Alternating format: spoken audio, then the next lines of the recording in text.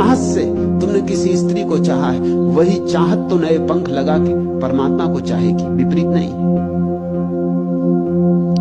जिस वासना के कारण तुम्हें किसी स्त्री के चेहरे में सौंदर्य दिखाई पड़ा था, उसी के कारण तो तुम्हें किसी कमल में सौंदर्य दिखाई पड़ेगा। चाहत तो वही है। उसी के कारण तो तुम्हें सूर्यास्त में सौंदर्य दिखाई पड़ेगा, रात तारों में सौंदर्य दिखाई पड़ेगा। वही चाहत है। और उसी चाहत से एक दिन तुम्हें ये सारा जगत सौंदर्य से भरपूर मालूम पड़ेगा, तब परमात्मा का अनुभव शुरू होगा। लेकिन तुम कह रहे हो एक तरफ परमात्मा की चाहत और दूसरी तरफ काम वासना की तरफ झुकाओ। तुमने इनको विपरीत मान रखा है। वही तुम्हारी भूल हो रही, वही मूल भूल हो रही। और जब मूल भूल हो जाए तो फिर तुम जो भी करोगे वो गलत हो जाएगा। पहला कदम ही गलत पड़ गया। ये दोनों बातें विपरीत नहीं हैं। ये दोनों बातें अलग अलग दिशाओं में नहीं है। ये एक ही रास्ते के पड़ाव है। काम पहला पड़ाव है, प्रेम दूसरा पड़ाव है, प्रार्थना तीसरा पड़ाव है। एक ही रास्ते पर। यही मेरी मौलिक देन है तुम्हारे लिए। ये एक ही रास्ते के पड़ाव है। इसलिए जरा भी चिंता ना लो। खंड खंड तुम अपने आप हुए जा रहे हो अपनी व्याख्या के कारण। मेरी व्याख्या समझो, खंड समाप्त हो गए, इसी क्षण समाप्त हो गए। खंडों को जोड़ना नहीं पड़ेगा, सिर्फ तोड़ना बंद हो गया। वही तो सौंदर्य को चाहता है जो परमात्मा को चाहेगा। वही चाहत, वही प्रेम। माना कि स्त्री में बड़ा स्थूल सौंदर्य है, पुरुष में बड़ा स्थूल सौंदर्य है, और परमात्मा में एक सूक्ष्म सौंदर्य है, सूक्ष्माति सूक्ष्म। लेकिन सौंदर्य तो सौंदर्य है। हीरा जब पहली दफा खोजा जाता है खदान से तो पत्थर जैसा लगता है, सिर्फ जौहरी देख पाते। और मैं तुमसे कहता हूं कि जिसे तुम कामवासना कह रहे हो वो हीरा है। मैं जौहरी की तरह तुमसे कह रहा हूं कि वह हीरा है। उसे काटना होगा, निखारना होगा, उसे साफ सुथरा करना होगा, तब कहीं तुम पहचान पाओगे कि ये हीरा है। तुम्हें पता है जब पहली दफा कोहिनूर हीरा मिला तो जिस आदमी को मिला उसके घर महीनों बच्चे उससे खेलते रहे, क्योंकि समझा कि पत्थर है, कोहिनूर हीरा। और कोहिनूर हीरे के साथ बड़ी प्यारी कहानी जुड़ी। गोलकुंडा में मिला था। जिस आदमी को मिला था वो एक गरीब किसान था। छोटा सा एक खेत था और खेत में से बहती हुई एक छोटा सा झरना था। उस झरने की रेत में ही उसे एक दिन ये पत्थर चमकता हुआ मिल गया। सोचा, उठा लिया कि बच्चे खेलेंगे, आके बच्चों को दे दिया। बच्चे उससे खेलते भी रहे। वो घर में कभी इस कोने कभी उस कोने पड़ा रहा। कोहिनूर हीरा जो अब इंग्लैंड की रानी एलिजाबेथ के मुकुट में लगा है और जो इस समय दुनिया का सबसे बहुमूल्य हीरा है। जिस कोहिनूर के पीछे न मालूम कितने लोगों की जाने गई, उससे बच्चे खेलते रहे, किसी को पता ही न था। और कहानी अद्भुत है कि उस किसान के घर एक रात एक यात्री फकीर मेहमान हुआ। उस फकीर ने जमानों की बातें की, दूर दूर की, क्योंकि सारी दुनिया घूमा हुआ था। और उसने उस किसान से कहा कि तू भी यहां क्यों समय खराब कर रहा है, मिट्टी में क्यों सिर फोड़ रहा है। ऐसी जगह है जहां सोने की खदानें, हीरों की खदानें, मैं तुझे पता दे देता हूं, तू जा, इतनी मेहनत से तो तू अरबपति हो जाए। तो उसने अपना खेत बेच दिया। जिस खेत में कोहिनूर मिला था उसने बेच दिया। और उसी खेत में फिर खदान मिली सबसे बड़ी गोलकुंडा की, जिससे दुनिया के सबसे कीमती हीरे निकले। उसने ऐसा 2 कौड़ी में बेच दिया, खेत की कीमत में बेच दिया। और खेत को बेच के निकल पड़ा तलाश में। अपने पत्नी बच्चों को कहा कि तुम रुको, मैं जाता हूं धन की तलाश में। कोई 4-5 साल बाद भिखमंगे की हालत में वापस लौटा। वो जो पैसे थे सब खर्च हो गए, न कहीं कोई हीरे की खदानें मिली, न कोई धनी हो पाया। भटक के अपने घर वापस आ गया। लेकिन जिस दिन घर वापस आ गया उसी दिन उसकी आंख खुली। वो हीरा जो बच्चों को खेलने दे गया था। इस 4-5 साल की यात्रा में खदानें तो नहीं मिली, लेकिन हीरों की परख आ गई। हीरे हीरे की धुन सवार रही। जोहरियों के पास बैठा, दुकानदारों के पास बैठा, हीरे देखे, हीरों की परख आ गई। हीरे तो नहीं मिले मगर परख आ गई, और परख आ गई तो हीरे मिल गए, क्योंकि परख ही असली सवाल है। विश्वास ही ना कर सका अपनी आंखों पर कि हीरा मेरे घर में है, और मैं सारी दुनिया में खोजता रहा। फिर लाख उपाय किए कि खेत वापस मिल जाए, लेकिन अब खेत कैसे वापस मिले, खबर उड़ गई। उस खेत में सबसे बड़ी खदान गोलकुंडे की। निजाम हैदराबाद के सम्राट के पास जितने हीरे थे वो सब उसी खदान के हीरे थे। काफी हीरे थे, अभी भी है। जब निजाम हैदराबाद अपनी पूरी शान में थे तो उनके पास इतने हीरे थे कि हर वर्ष उन हीरों को धूप देने के लिए 7 छतों पर फैलाना पड़ता था, सिर्फ धूप देने के लिए। फावड़ों से निकालना पड़ता था और फावड़ों से ही वापस कमरों में बंद करना पड़ता था, जिससे हीरे ना हो, कंकड़ पत्थर। ये उसी गरीब किसान के खेत में सारे हीरे मिले।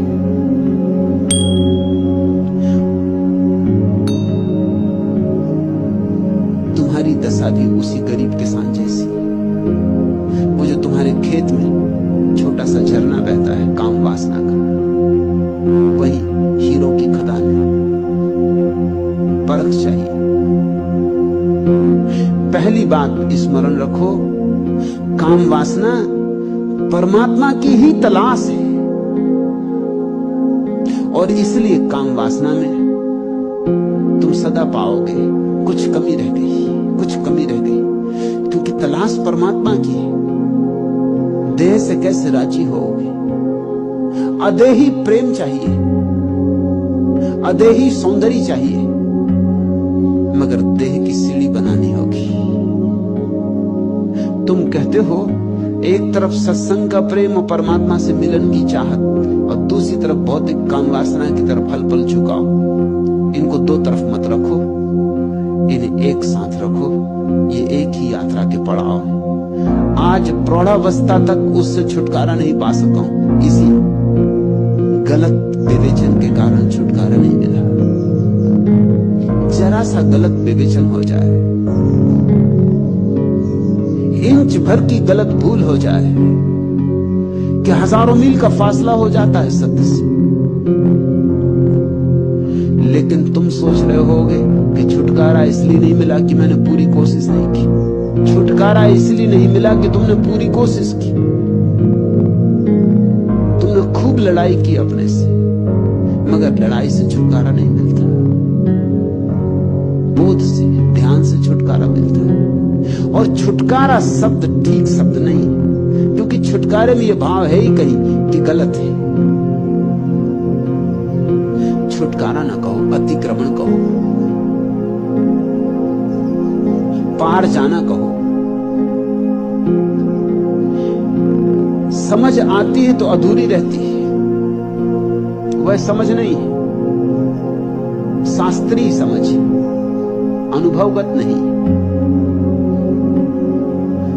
और स्त्री के शरीर के अनेक अनुभवों के बावजूद भी वृत्ति और ज्यादा तंग करती। स्त्रियों के शरीर के अनुभव से पुरुष मुक्त होता है, पुरुष के शरीर के अनुभव से स्त्री मुक्त होती है। सभी अनुभव मुक्तिदायी, मगर अनुभव पूरा नहीं हो पाता, क्योंकि तुम भीतर लड़ रहे हो। तुम जब स्त्री को आलिंगन भी कर रहे हो तब भी तुम सोच रहे हो, अरे पापी ये क्या कर रहा है, अरे नारकी ये क्या कर रहा है, सड़ेगा नरक में। वो तुम्हारे संत भीतर से उपदेश दे रहे हैं, वो बीच में खड़े, वो डंडा लिए बीच में ही खड़े रहते, वो तुम्हें मिलने नहीं देते। भीतर निंदा कर रहे हो, कोस रहे हो अपने को। ऐसे कहीं समझ पैदा होगी, अधूरी अधूरी होगी। और अधूरी समझ समझ नहीं, समझ या तो पूरी होती है या नहीं होती, या तो ना समझ या समझ, इन दोनों के बीच में कोई पड़ाव नहीं। तुम समझ को बांट नहीं सकते। तुम ये नहीं कह सकते कि अभी आधी समझ। आधी समझ का क्या मतलब होगा? समझ काटी नहीं जा सकती खंडों में, समझ अखंड है। लेकिन मैं जानता हूं तुम्हारी अड़चन क्या है, क्योंकि वही तो अड़चन सारी मनुष्यता की है। जब स्त्री के पास होते हो तब तुम्हारे सारे संत महंत भीतर स्त्री के विपरीत बोलने लगते हैं कि स्त्री नरक का द्वार है। ढोल गमार शूद्र पशु नारी ये सब ताड़न के अधिकारी बोलने लगे तुम्हारे सारे संत महंत। और जब स्त्री से दूर होते हो तब तड़फती है तुम्हारी वासना, तुम्हारी दुविधा। मैं जानता हूं, ना घर के ना घाट के।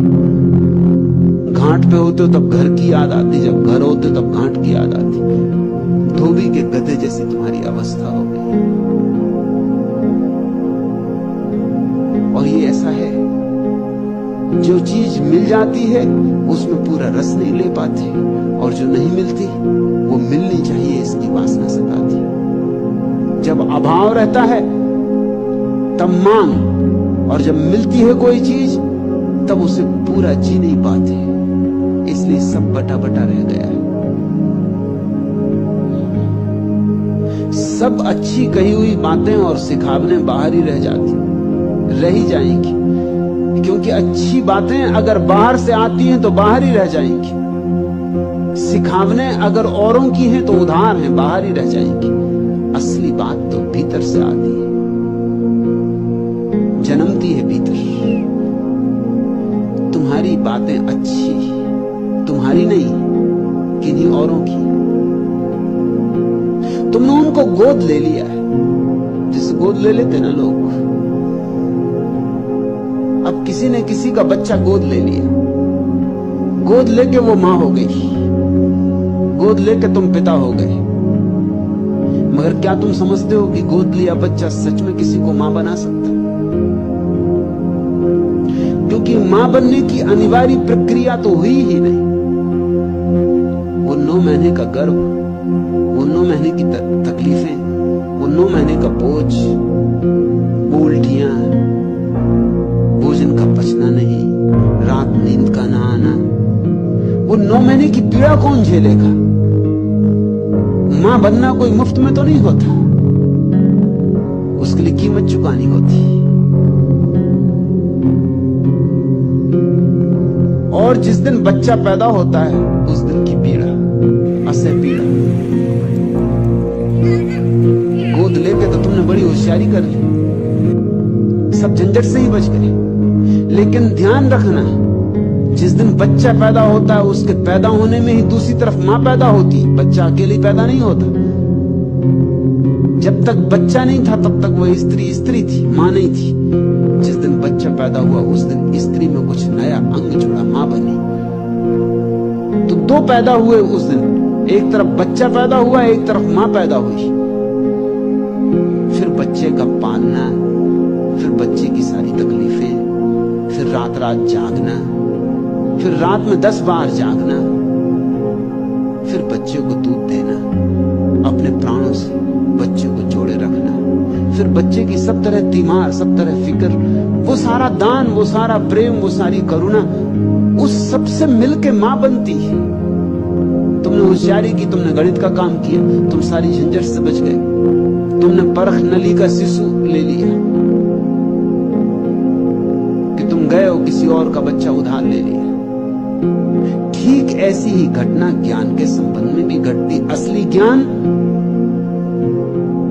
के लिए तो तुम्हें भीतर बहुत सी पीड़ाएं झेलनी पड़ती, बहुत सी तपस्याएं झेलनी पड़ती, बहुत से अनुभवों से गुजरना पड़ता, निखरना पड़ता, बहुत सी आग झेलनी पड़ती।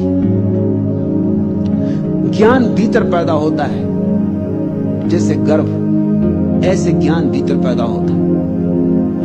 ऐसा ज्ञान मुक्त करता है।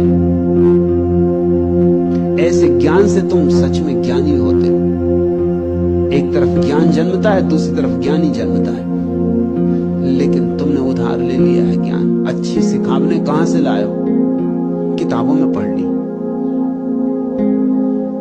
और हो सकता है जिन्होंने किताबों में लिखी उन्होंने और किताबों में पढ़ ली होगी। उधारी पर उधारी चल रही है। धर्म नगद होता है, उधार धर्म नहीं होता। इसलिए तुम्हारी अड़चन है राधा रमन। तुम कहते सब अच्छी कही बातें और सिखावने बाहर ही रह जाती, रह ही जाएंगी। बाहर की हैं, बाहर ही रह जाएंगी, भीतर जा भी कैसे सकती। गोद लिया बच्चा गर्भ में जाएगा कैसे? गर्भ से आया हुआ बच्चा एक बात है, लेकिन अब तुम गोद लिए बच्चे को गर्भ में कैसे ले जाओ? वह तो बाहर ही रहेगा। और बच्चे को चाहे पता चले ना चले, तुम्हें तो सदा पता रहेगा कि अपना नहीं। तुम्हें तो कैसे भूलेगी ये बात कि अपना नहीं? इसे भुलाने का कोई उपाय नहीं। तुम्हारे बीच और बच्चे के बीच एक फासला बना ही रहेगा। संबंध औपचारिक रहेगा, संबंध आत्मिक नहीं हो सकता। इसलिए मैं तुमसे कहता हूं ज्ञान की चिंता ना करो, ध्यान की चिंता करो। ध्यान के गर्भ में ज्ञान का बच्चा जन्मता है, वो तुम्हारे भीतर जन्मेगा। और जब भीतर जन्मेगा तभी भीतर हो सकता है। कहते हो बाहर सारी सिखावने बाहर रह जाती हैं और मैं वही का वही, वही के वही रहोगे। मगर ईमानदार आदमी हो,